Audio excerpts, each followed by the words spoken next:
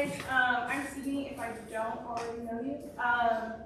So I grew up going to church, but I never really, my parents were very much we went to church, but we didn't do anything at home that showed that we were Christians, so I didn't really realize that that was something that should be happening, Christianity is something that isn't just Sundays and Wednesdays, or even for that matter, at the church building. But when I got to youth group, I really saw these older people in the youth group, the seniors, juniors, really living out their faith in the way that they interacted with me and the other younger kids, and really just seeing that they very noticeably had something that I did not. And I did not really realize what it was because I was I know Jesus, he's my bud. We've been doing this thing since birth. We're fine. But I didn't really realize that what it meant that they had something more. I just realized that I was missing something that they had. So I tried to look in every single way that I could to find out what that might be, and how I could get that. So flash forward to my first church camp. I had moment where I just felt God, and I was okay, you're here. You have this power that everybody around me is saying that you have, and I believe you have it. And I know that once I believe you have it, I need to get baptized. So I got baptized, but nothing really changed, and I thought it would. I was waiting for my life to change and for me to have what those senior girls have all of a sudden, and that didn't happen, and it was really discouraging, to be honest. I was I'm supposed to be there. I got baptized, that should be it. I should be there. So I didn't really start living into that because I really didn't understand that it was going to be a lifelong process. So I kept trying to fill that void that I was feeling, that gap I was feeling, with literally anything I could. And flash forward to junior year, we were coming out of COVID, and most of my friends had either decided to go online for the year or had left to go to college already. So I was okay, well, now I'm here. I don't really have friends. What do I do? And so then I just kind of whoever came up to me and was Sydney, we should do this, it was yes. The answer was always yes. No matter what they said we were going to do, no matter who it was.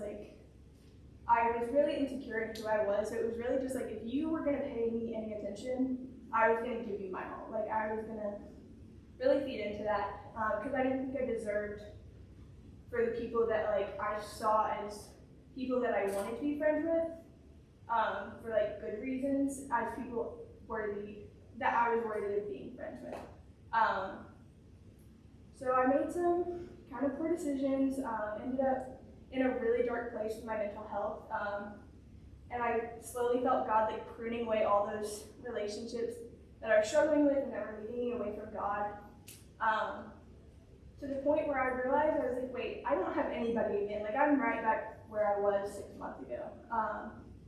And so then I was okay, still if anybody would come up to me, I would immediately go into it. There were a lot of bad things being spread about me, so I didn't really have any of that. So I was okay, God, it's just gonna be me and you for a little bit. Let's see what this can do.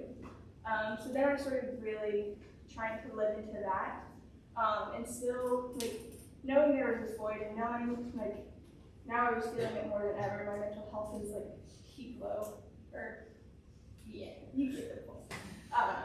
But it was on a low, and I was really just feeling that, and I was okay, I hear people saying that God should feel that, so let's see if that's actually possible.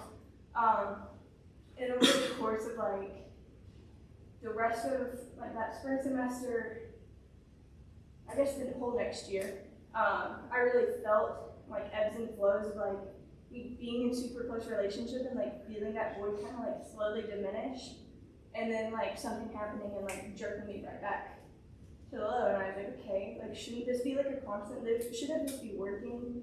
And I didn't, I wasn't connecting the dots when it was my faith and my reliance on God that was also ebbing and flowing, leading into these ebbs and flows and everything else. And then I had an intern who was super great, love her. But she was really impactful in like telling me, being like, Sydney, like this like is God, like God is the constant. If you'll rely on him, like he'll be there for you, and you don't feel this anymore. And like we would do Bible studies, just try to figure out what it meant, and like both learn from each other, learn from what each other was going through. So I learned during that season of my life to rely on God. And then I saw him like bless me. Like my senior year, I got placed in like a bunch of like godly friendships that like I saw what those could look like. And then coming into college, made some poor decisions with my friendships again. Like not necessarily that the people were terrible people, but that it just wasn't friendships that I needed to be a part of. And so I kind of like felt that again freshman year, like that ebbing and flowing of my mental health as I was like going into things and just doing what I wanted to do and being like, God, like surely you're in this, like you can work something out of this, like I'll make my decisions, you do the rest, like and not relying on him. And he showed me that that wasn't the way either. Like before it was just like I'll make my decisions and try to do it all on my own, and then it was like I'm gonna hold the wheel, like you press the gas, like you tell me when to go and stuff like that, like. And he showed me that that wasn't the way.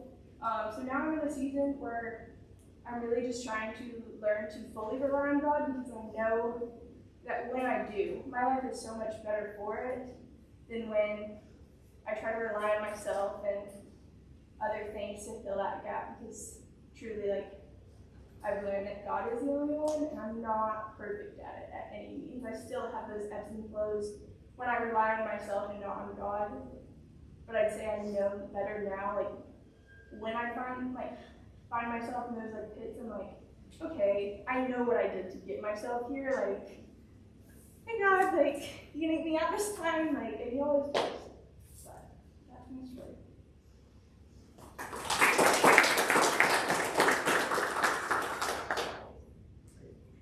Let's pray. Dear God, thank you for Sydney and for the courage that she has to share her story. Please help all of us to be able to think on that and take what we can from it as we relate to it, and see how our lives can be changed by having a close relationship with God. Thank you for blessing all of us with your presence and the ability that we have to be able to see that, God. Thank you for your son, Jesus, and it's in his name that we pray. Amen.